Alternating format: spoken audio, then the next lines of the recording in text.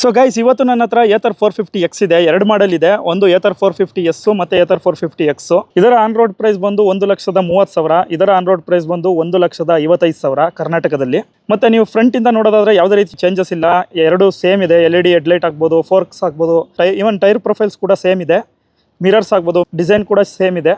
ಎಲ್ಲಪ್ಪ difference ಅಂದರೆ ನಿಮಗೆ ಇಲ್ಲಿ ಏತರ್ 450S ಅಂತ ಬರುತ್ತೆ, ಮತ್ತು ಇಲ್ಲಿ ಏತರ್ 450X ಅಂತ ಬರುತ್ತೆ. ಇನ್ನು ಸೈಡ್ ಪ್ರೊಫೈಲಲ್ಲೂ ಕೂಡ ಅಷ್ಟೇ, ಯಾವುದೇ ರೀತಿ ಚೇಂಜಸ್ ಇಲ್ಲ, ಸೇಮ್ ಹಾಗೇ ಇದೆ.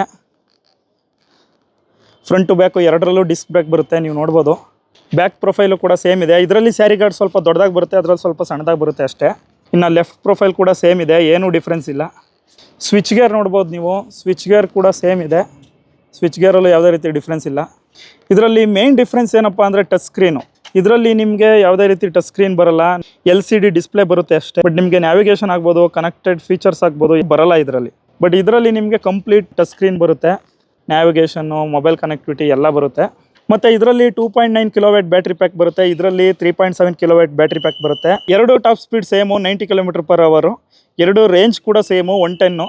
ಮತ್ತು ಇನ್ನು ಬೂಟ್ ಸ್ಪೇಸ್ ನೋಡೋದಾದರೆ, ಸೊ ಬೂಟ್ ಸ್ಪೇಸ್ ಕೂಡ ಆಲ್ಮೋಸ್ಟ್ ಎರಡು ಸೇಮ್ ಬರುತ್ತೆ, ಏನೂ ಚೇಂಜಸ್ ಇಲ್ಲ.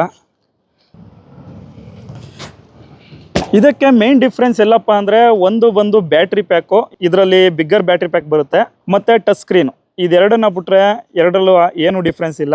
ಡಿಸೈನ್ ಅಂತೂ ಎಕ್ಸಾಕ್ಟ್ ಸೇಮ್ ಬರುತ್ತೆ. ಇವೆರಡರಲ್ಲಿ ನಿಮಗೆ ಯಾವ ಗಾಡಿ ಇಷ್ಟ ಆಯಿತು ಕಮೆಂಟ್ ಸೆಕ್ಷನಲ್ಲಿ ತಿಳಿಸಿ. ಹಾಗೆ ವಿಡಿಯೋ ಇಷ್ಟ ಆಗಿದ್ರೆ ಲೈಕ್ ಮಾಡಿ, ಕಮೆಂಟ್ ಮಾಡಿ, ಶೇರ್ ಮಾಡಿ, ಮತ್ತು ಸಬ್ಸ್ಕ್ರೈಬ್ ಮಾಡೋದನ್ನು ಮಾತ್ರ ಮರಿಬೇಡಿ.